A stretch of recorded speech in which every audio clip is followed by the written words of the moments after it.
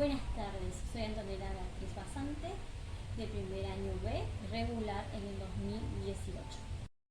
Las ciencias naturales tienen la característica de ser ciencia fáctica o empírica. Esto quiere decir que considera la experiencia, los hechos y lo observable como fuente principal del conocimiento. Algunas de las disciplinas de las ciencias naturales son la química, estudia la materia y sus cambios permanentes. La física estudia la materia y sus cambios transitorios. La geología estudia la parte sólida del planeta. La astronomía estudia los astros y la biología estudia los seres vivos. El conocimiento de las ciencias naturales es obtenido a través de 6 pasos. La observación consiste en prestar atención a los fenómenos que ocurren a nuestro alrededor. Observar implica examinar el fenómeno. Planteamiento del problema. Una vez recogidos los datos y la información mediante la observación, el investigador debe realizar una pregunta, es decir, plantear un problema a lo que se quiere resolver. Si bien la formulación de hipótesis en esta etapa es dar una o varias respuestas a los problemas planteados anteriormente. Posibles respuestas son las que se conocen como hipótesis. La experimentación en esta etapa hay que llevar experimentos que permitan demostrar que la hipótesis planteada es verdadera o que no lo es. Análisis de datos. En esta fase se van recogiendo todos los datos y la información que se obtenga de la experimentación. Se van a elaborar cuadros, gráficos o cualquier otro tipo de elemento que nos permita visualizar. En las conclusiones, en el último, finalmente se establecen conclusiones según los resultados analizados. Las biomoléculas son las que están presentes únicamente en los organismos vivos compuestos de oxígeno, hidrógeno, nitrógeno y carbono. Si bien las biomoléculas están compuestas por proteínas que participan de gran cantidad de procesos biológicos, algunos ejemplos son las enzimas, las hormonas, los anticuerpos, entre otros.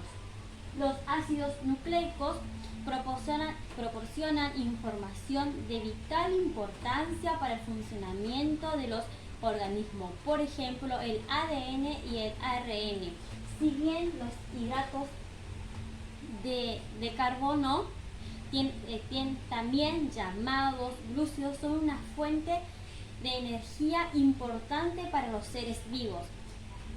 Ejemplo, la glucosa, el almidón, la celulosa, entre otras. Por último tenemos los lípidos.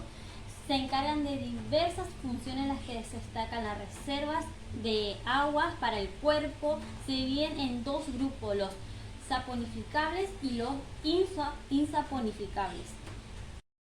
Metabolismo supone el conjunto de reacciones químicas que se producen en las células con la finalidad de obtener energía o reparar estructuras. En el metabolismo se diferencia el anabolismo y el catabolismo. Si bien en el anabolismo es donde se sintetizan o producen nuevos compuestos a partir de moléculas, por ejemplo, la fotosíntesis. En el catabolismo es cuando se degrada las grandes moléculas para liberar energías almacenadas en los enlaces químicos, por ejemplo, la digestión. Los seres vivos se pueden clasificar en reinos vegetal, animal, fungi, protista y monera. El reino vegetal son los pluricelulares, contienen clorofila en sus células, por lo cual son capaces de reproducir sus propios alimentos y no se desplazan. En el reino animal son seres pluricelulares y tienen capacidad de reproducirse, desplazarse y responder a estímulos. Son organismos consumidores. En el reino fungi pueden ser unicelulares o pluricelulares. Son consumidores especialmente de materia de descomposición. En el reino protoctista, conformado por seres microscópicos que viven en ambientes acuáticos. En el reino monera está conformado por las bacterias que pueden ser consumidores o reproductores de alimentos. Las bacterias son organismos microscópicos que viven en diferentes hábitats y pueden sobrevivir a condiciones extremas.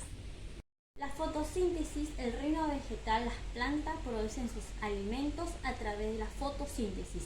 Si bien este es un proceso por el cual se sintetizan las materias orgánicas, la glucosa y se libera oxígeno a la atmósfera.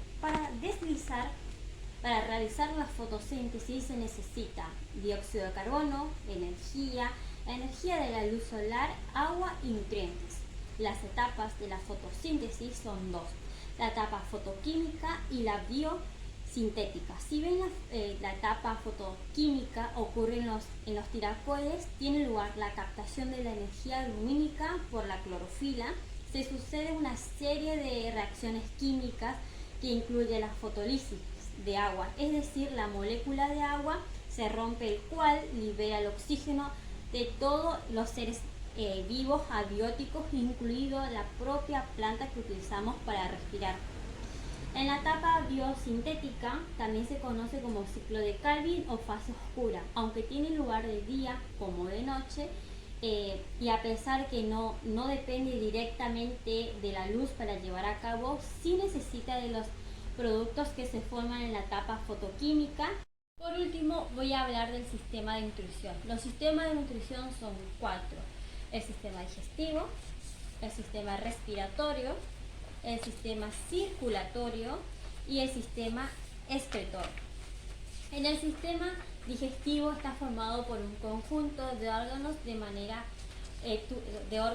de estructura tubular ordenados en fila, desde la boca hasta el ano, específicamente la entrada de alimento y la salida de materia fecal. Además de estos órganos se le conectan glándulas que ayudan al proceso digestivo, es decir, a la transformación de alimentos en sustancias simples y nutrientes que se incorporan al organismo más adelante. Los órganos del sistema digestivo son la boca, la faringe, el hígado, el estómago, el intestino grueso, delgado, páncreas y ano. El sistema digestivo comienza en la boca, en la que los alimentos son sometidos a la masticación, a la digestión mecánica. También se produce otro tipo de cambio, la digestión química, llevada a cabo por unas enzimas presentes en la saliva que se modifican químicamente a los hidratos de carbono. El alimento se mezcla con la saliva para formar el bolo alimenticio.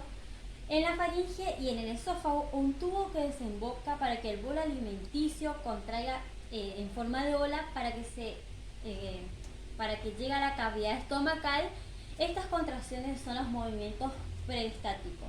Si bien en el hígado, entre otras funciones, fabrica la bilis. Esta está vista en el primer tramo del intestino delgado. Se vierte en el primer tramo. Podemos decir que como una glándula de Socrinar, parte de las bilis que se acumula en la vesícula biliar, donde es vertida en el intestino delgado. En el estómago llega al bolo alimenticio la acidez. Se torne más fácil las acciones de las enzimas correspondientes. Ahora el quimo pasa a denominarse quilo. Entonces, mientras que avanzan los nutrientes, son absorbidos por las vellosidades intestinales y llegan al torrente sanguíneo.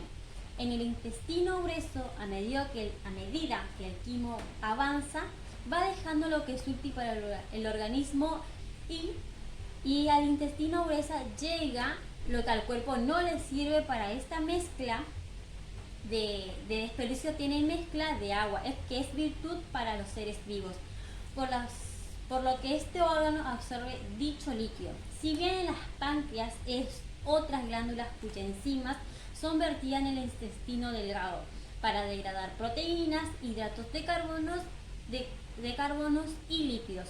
Por último tenemos el ano, que es la parte de salida de la materia fecal. El sistema circulatorio está formado por el corazón, la vena cava, la vena aorta, otras venas y arterias. Este sistema se encarga de transportar los nutrientes que se extrajeron del sistema digestivo. El vaso sanguíneo extrae estos nutrientes, son la vena porta. Esta vena pasa por el hígado, se ensancha la vena cava, que viene del resto del organismo, para dirigir su contenido hacia el corazón. Una vez que esta sangre llega a la aurícula derecha, pasa al ventrículo derecho y a través de la arteria pulmonar manda sangre que viene del cuerpo, pero llega lleno de oxígeno, de dióxido de carbono. Si bien en los pulmones la sangre se obtiene el oxígeno, descarga dióxido de carbono, pero esta vez a la mitad izquierda, que se debe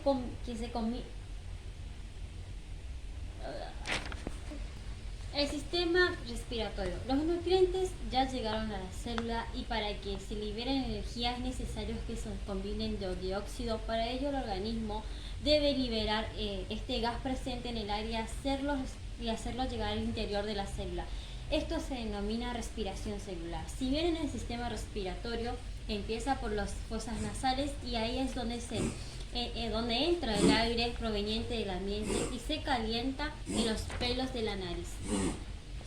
Filtran el aire proveniente de las impurezas y el polvo atmosférico. Si bien también la faringe en el aire pasa por allí. Este es un órgano compartido con el sistema digestivo, ya que comunica con las fosas nasales y con la cavidad bucal. La faringe, aquí están las cuerdas vocales y cuando el aire sale, la entrada de la laringe posible, la entrada de la faringe.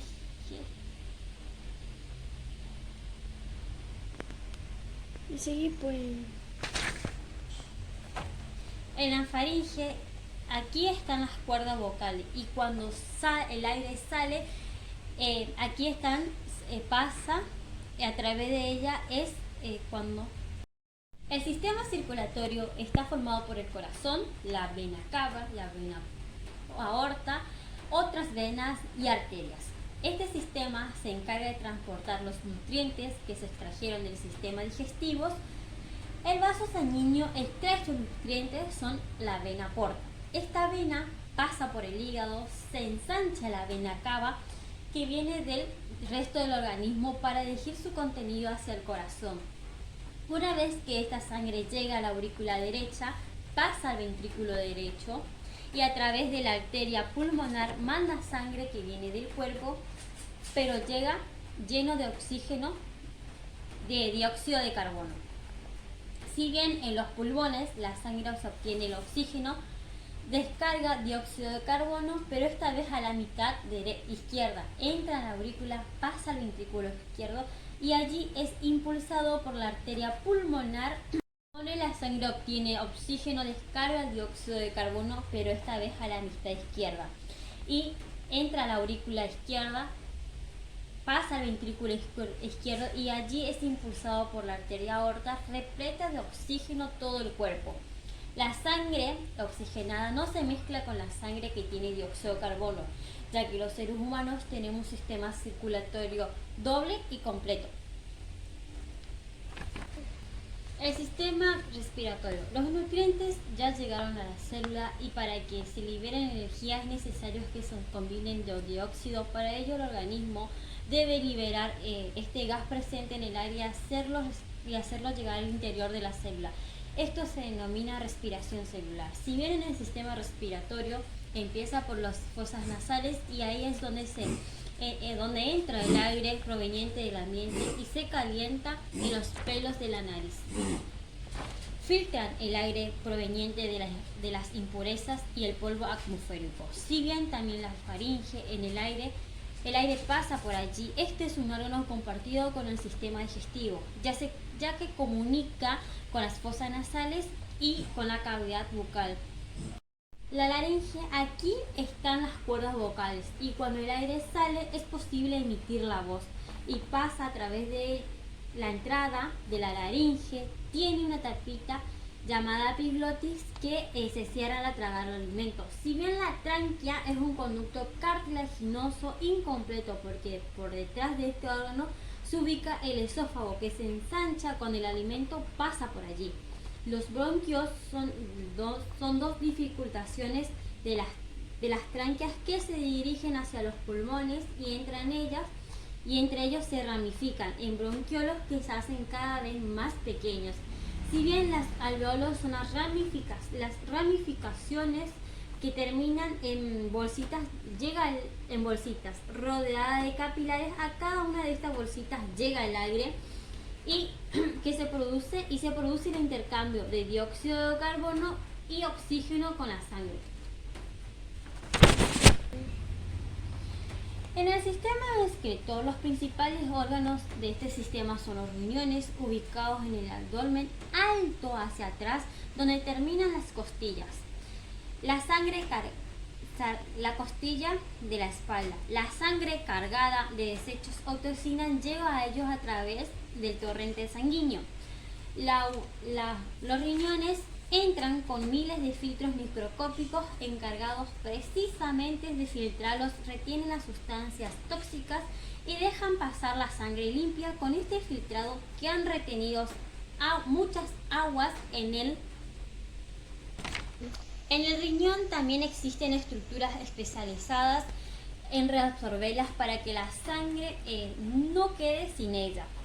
Finalmente, parte del agua no reabsorbida y las sustancias tóxicas pasan a través de la uretra de la vejiga urinaria en este desecho listo para ser expulsado al exterior en la orina que sale por la uretra. En la base de la vejiga existe un anillo muscular justo antes de la conexión con la uretra. Se llama esfínter. A este proceso se lo conoce como sistema excretor, ya que es la eliminación de los desechos musculares.